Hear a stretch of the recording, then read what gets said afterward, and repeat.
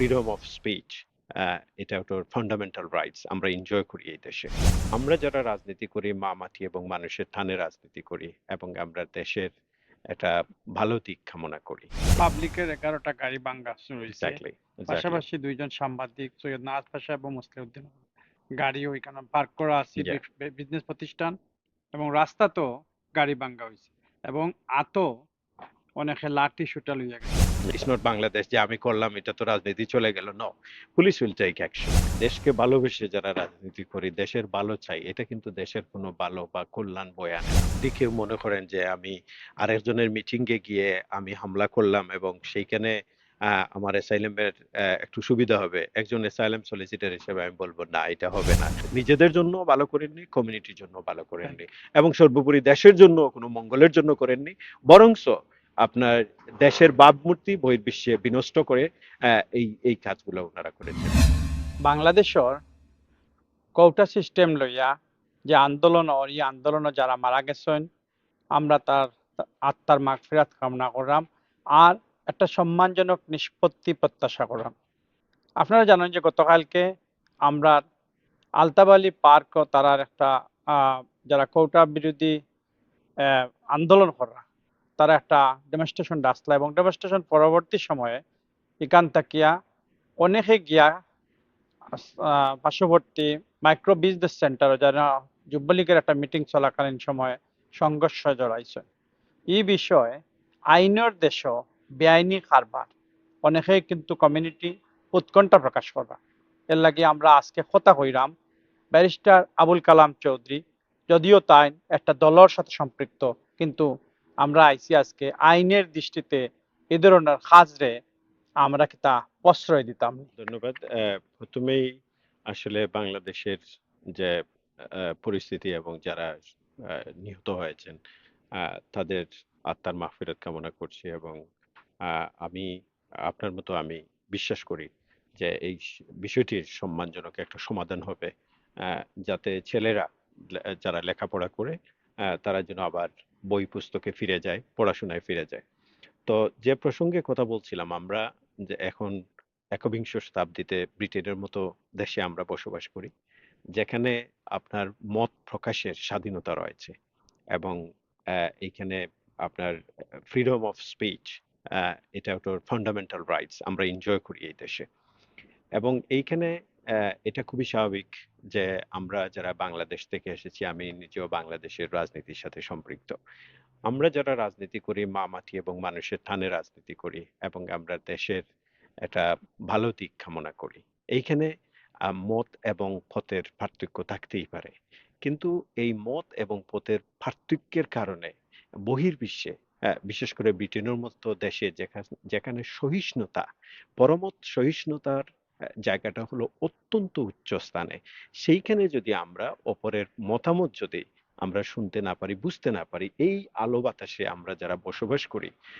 এইখানে যদি আমরা যে একজন মিটিং করেছে আমরা গিয়ে দলবদ্ধ হয়ে সেখানে ইট পাটকেল এটা কিন্তু বাংলাদেশ নয়। পাবলিকের ১১টা গাড়ি ভাঙচুর হইছে। Exactly, exactly. পাশাপাশি ২ জন সাংবাদিক সৈয়দ নাওয়াজ পাশা এবং মোসলেউদ্দিন গাড়ি ওইখানে পার্ক করা আছে ইয়া বিজনেস প্রতিষ্ঠান এবং রাস্তাতেও গাড়ি ভাঙ্গা হইছে এবং অনেকে লাঠি সোঁটা লইয়া গেছে। ইয়া এই দৃশ্য আইনের দৃষ্টিতে এগুলা বহন এটা করা এটা কতটুকু যুক্তিযোগ্য? এটা খুবই দুঃখজনক এবং খুবই লজ্জাজনক। আমি মনে করি যে আমাদেরকে আমরা বহির্বিশ্বে যে এই যে দেশের কথা বলতে গিয়ে দেশের আপনার দেশকে ভালোবেসে যারা রাজনীতি করি, দেশের ভালো চাই, এটা কিন্তু দেশের কোনো ভালো বা কল্যাণ বয়ে আনে না। বরঞ্চ আমাদের এখানে ব্রিটেনে আমাদের যে কমিউনিটিতে আছে, কমিউনিটি রয়েছে, এই কমিউনিটিতে কিন্তু আমরা এই রাজনীতি বলেন আর দেশের কথা, দেশের মঙ্গলের কথা চিন্তা করতে গিয়ে আমরা কমিউনিটিকে আমরা আর বিনষ্ট করে দিচ্ছি। সুতরাং আমরা দীর্ঘদিন থেকে আমি এই দেশের রাজনীতির সাথে জড়িত কিন্তু এরকম সিচুয়েশন কিন্তু এত অসহিষ্ণুতা এবং এত মানে আহ, আস্ফালন আমি দেখিনি। তো আমার কাছে খুবই খারাপ লেগেছে এই জন্য কারণ এখানে আমাদের কমিউনিটিতে অনেক সুনাম রয়েছে এক্ষেত্রে বিশেষ করে। দলগুলো কি ব্যর্থ? ২ টি দলেরই সেই ক্ষেত্রে নিষ্ক্রিয় ভূমিকা আমরা লক্ষ্য করেছি। যখনই হুম, আক্রমণ করা হয়েছে এবং এতে আতঙ্ক বিরাজ করেছে, প্রায় ১ শতাধিক পুলিশ ছিল, হেলিকপ্টার উপরে ছিল। হুম।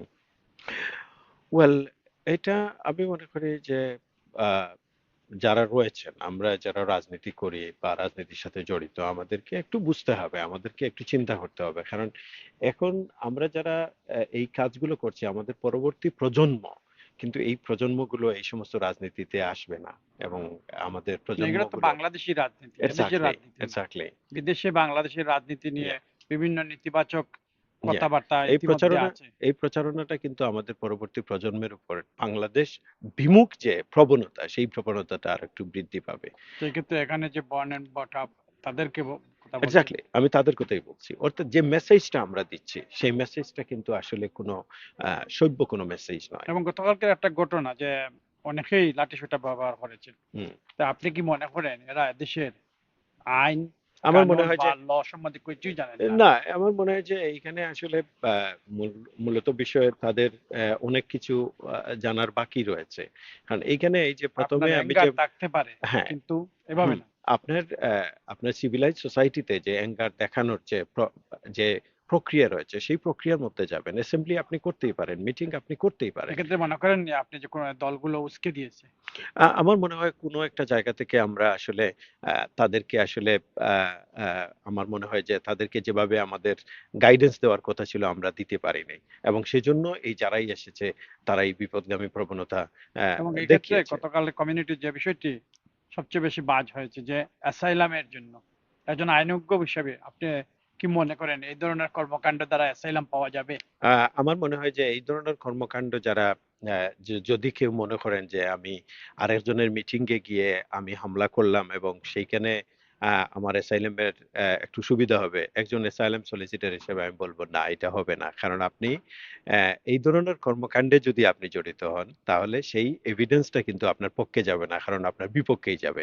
কারণ সহিংসতা নয়। অ্যাসাইলাম প্রসিকিউশন নয়, পারসিকিউশন। অর্থাৎ আপনি নির্যাতিত হচ্ছেন। আপনি যদি কাউকে নির্যাতন করতে যান, আপনি যদি কারোর স্বাধীনতা হরণ করতে যান, সেই ক্ষেত্রে সেই ফুটেজ দিয়ে, সেই দিয়ে তো আপনার কোনো লাভ হবে না। সুতরাং এই ধরনের চিন্তাধারণা যারা করেন তারা আসলে সঠিক গাইডেন্স পান নাই। এবং এই যে সঠিক গাইডেন্স এর অভাবে যেভাবে কাজ করতেছেন, সেটা কিন্তু উনাদের নিজেদের জন্যও বিপজ্জনক, সবার জন্য এটাই বিপজ্জনক। ক্রিমিনাল অফেন্সের আওতায় এটাই it is a criminal offence, এবং এইখানে কিন্তু কারণ আমরা এটা বাংলাদেশ নয়, যারাই এখানে আছেন এখানে অনেকটা ফুটেজ রয়েছে। আমার মনে হয় যারাই এই কাজগুলোর সঙ্গে জড়িত রয়েছেন, পুলিশ এইখানে কিন্তু ১১টা গাড়ি ভাঙচুর হয়েছে, এবং গাড়ি ভাঙচুরে কিন্তু দায়িত্ব নিতে হবে। কাউকে না কাউকে দায়িত্ব নিতে হবে, এবং ক্রিমিনাল এই যে গাড়ি ভাঙচুর, এটা কিন্তু আপনার হলো আপনার একটা ফৌজদারি অপরাধ, ক্রিমিনাল অফেন্স। তারপরে আপনি যে লাঠিসোঁটা বহন, লাঠিসোঁটা বহন করা, তারপরে অন্যের অ্যাসেম্বলিতে আক্রমণ করা, বিজনেস সেন্টারে বা আক্রমণ। আপনি এই যে এটাকে বলে আপনি যদি দলবদ্ধভাবে আক্রমণ করেন অন্যের বিজনেস প্রপার্টিতে, তো এটা কিন্তু আসলে ইটস নট বাংলাদেশ যে আমি করলাম এটা তো রাজনীতি চলে গেল। No, police will take action, এবং পুলিশ উইল সোফার আমি মনে করি যে আমি যতটুকু শুনেছি police taking the video footage and they will take their action. আমার মনে হয় এটা অ্যাকশন নেওয়া উচিত, যাতে ভবিষ্যতে আমাদের কমিউনিটিতে এই ধরনের অনাকাঙ্ক্ষিত, আমরা কিন্তু আমি গত ২৪ বছর ধরে এই দেশে আছি, এবং এইরকম কোনো অনাকাঙ্ক্ষিত ঘটনা আমি দেখিনি।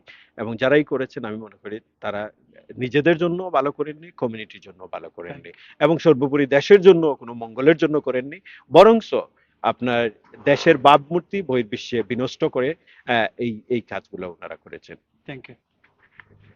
আমরা যে বিষয়টা নিয়ে আলাপ করলাম, আমাদের ক্ষোভ থাকতে পারে, আমরা অন্তরে কষ্ট থাকতে পারে যে বাংলাদেশের একটা প্রবলেম লইয়া আমরা যেন বিদেশে রাজনীতি করি, দেশীয় রাজনীতি চর্চা দীর্ঘদিন ধরে করা হয়। এখান থেকে কিন্তু বাংলাদেশের মুক্তিযুদ্ধ সংগঠিত হয়েছে, ত্বরান্বিত হয়েছে। তবে সেক্ষেত্রে আমরা এক ঐক্যবদ্ধ প্রয়াস দেখলাম, কিন্তু এখন আমরা যে কমিউনিটির বাংলাদেশি রাজনীতি সংস্কৃতির যে ডিভাইড দেখলাম, এবং গতকালকে যেটা দেখলাম, একটা আমরা মাস্টার আবুল কালামের মতো অনেকেই কইরা একটা কাম্য নয়। আমরা মনে করি দুটি দল তাদের কর্মীদের এই বিষয়ে অবগত করবেন যে এদেশের প্রেক্ষাপটে এই ধরনের কর্মকাণ্ডকে আমরা উৎসাহিত করি না।